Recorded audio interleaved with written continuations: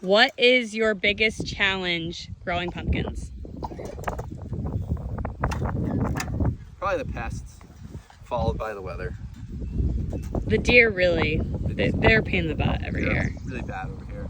What pumpkin varieties do you grow and why? We grow over 30 varieties, a mixture of ornamentals and carving pumpkins, as well as cooking and baking pumpkins, which a lot of the ornamentals can do both. How do you prepare the soil before planting? It depends if you're tilling or doing no-till. We kind of did a mix of it this year, where we tilled in the row where the pumpkin is planted, and then in between the rows we no-tilled. But basically you need a sterile seed bed because weeds can be your biggest issue with pumpkins.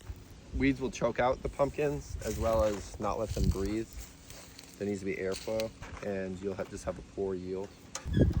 What is your irrigation style? Your irrigation, what? I wish I had an irrigation style.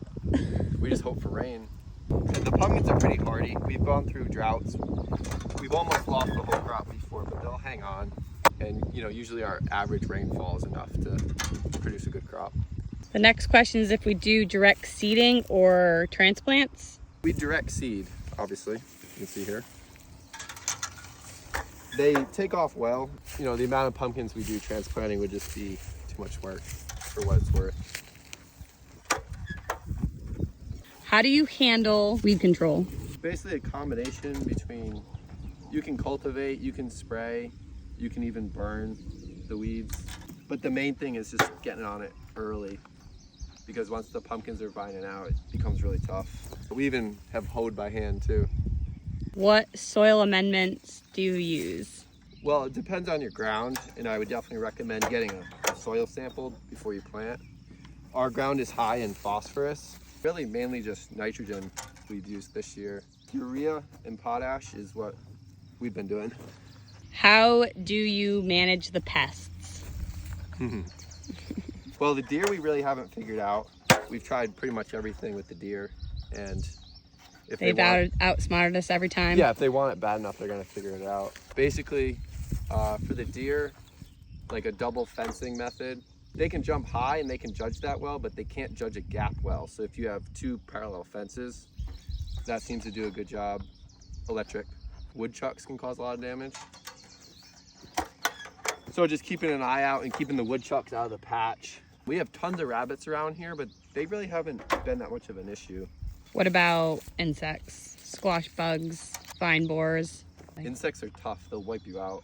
Some years are better than others. There's some organic methods you can use, spraying wise, or chemicals, whatever you're comfortable with. Getting on them early before they breed like crazy is important. You could also squish them one by one. Yeah, if you're growing a few pumpkins, you can squish them, but unless you want to come out here and do that. How do you treat or manage powdery mildew? Well, you can start with treated seeds. You can see these ones are red. That's a treatment on them. So they're treated to withstand powdery mildew, among other things. Or like I said before, there's organic methods for spraying or just straight chemicals. We tend to have better luck with our ornamentals as opposed to our carving pumpkins withstanding it. When do you typically start and finish harvesting? It starts with planting. We usually shoot for a planting of June 1st, the first week of June. And then we usually open our stand the second Saturday in September. So typically we'll start harvesting a week prior to that. And then we'll harvest for like 3 weeks. How many pumpkins per acre do you get? Well, it totally depends on the year, the weather, the pests. We're dropping 4 seeds in every 4 feet. Most plants average around 4 or 5 pumpkins a plant, I think. So you can do the math on that, but it's all over the place, really.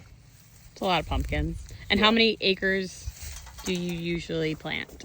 We usually do about 2 acres a year. We rotate that within about 8 acres because pumpkins can't be planted on the same ground every year. We try to keep the pumpkins out of the fields for at least 2 years. What is your trick to getting large or perfectly shaped pumpkins? We don't grow the giant ones, but The trick to having a nice healthy pumpkin is side dressing right before the plant starts to vine out. Hitting it with a little bit of nitrogen per plant will really send it on its way. How do you know when a pumpkin is fully ripe? I mean, we kind of tell by looking at the calendar and just the way it looks, but you can also tell by kind of like digging your fingernail in and seeing if it's somewhat hard. If your fingernail sinks right in, it's not ready to be picked. So you want it to be a little bit firm. How do you handle harvesting? All at once or a little bit at a time? Well, we kind of try to do it all at once, but that never works out. So basically, the first week we harvest, we pick the majority of it, and then the stand gets busy, and basically we slowly pick for the next following few weeks. And also the plants will continue to produce more pumpkins too. So they'll be, when you first start picking, there'll be small green ones, and then by the end, they're ripe. So we end up doing, out. Yeah, we stagger it by guess, and it works out pretty well. How long can your pumpkins be stored after harvest?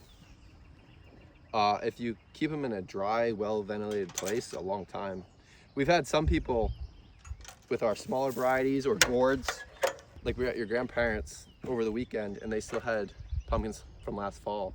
Yeah, they last forever. So depending on which ones they are. yeah, like the larger varieties will tend to soften up, but you know, within a couple months, but sometimes longer. But the little ones will last almost a year, 2 years. How do you store pumpkins to prevent rot? In a dry, ventilated place that's not too hot or not too cold. How do you do it? How do we do it? Yeah. We try to sell them quickly. But we also put them on pallets so they have good airflow. Well, yeah, we don't really have to worry too much about storing them because We don't store we them. pick them and then we sell them. Yeah. So we don't hold on to them too long. I like to catch you off guard with my questions actually. Yeah. How do we sell our pumpkins? We don't do U-pick. We'd like to in the future, but for now we pick them and we bring them back to the farm stand and we just display them on, you know, nice rows. Do we do wholesale? No, our first year we did wholesale. We just don't have enough ground for it really. Just retail right now, and then like pricing wise, we tried doing it by weight, but it was like too frustrating for the customer. So we basically just price by size now, and it seems to work out good. What varieties do we sell the best? Probably Jarrahdale, Warty Goblin, Grizzly Bear. People like the warty ones. Some people don't, but they sell good. Long Island Cheese, Porcelain Doll, Porcelain Princess, Blue Doll, Cinderellas. I don't know if Moonstacker. Moonstacker. What am I missing? And then Carvers. So like the first half of the season we sell a lot of ornamentals, and then the second half is mostly just carving pumpkins. Look at this thing. Who knows how old that is? ADHD. Daisy, what would you tell first-time pumpkin growers? It's hard work. It's hard work, yeah. Yeah, that's what I'd say too. You better love it. Yeah. It's a labor of love.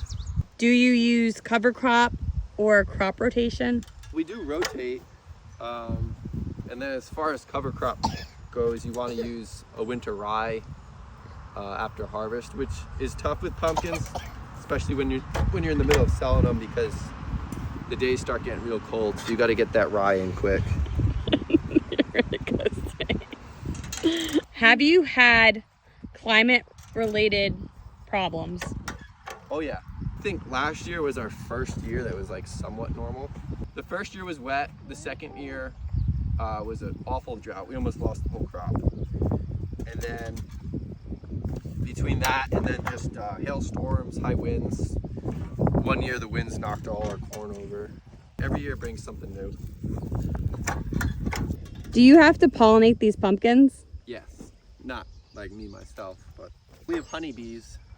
The bees play a very important role. Yeah, they give us delicious honey too. Yeah. What is the best part of being a pumpkin farmer? Working with your family, for sure. Next is just working with the land. Keeps you really grounded. I love it. What pumpkins would you recommend for people who want pie pumpkins, ornamental pumpkins, or carver pumpkins? Sugar pumpkins are good for pie pumpkins, but also some of my favorites are Long Island cheese, Jarrahdale, Cinderella, which a lot of people don't know.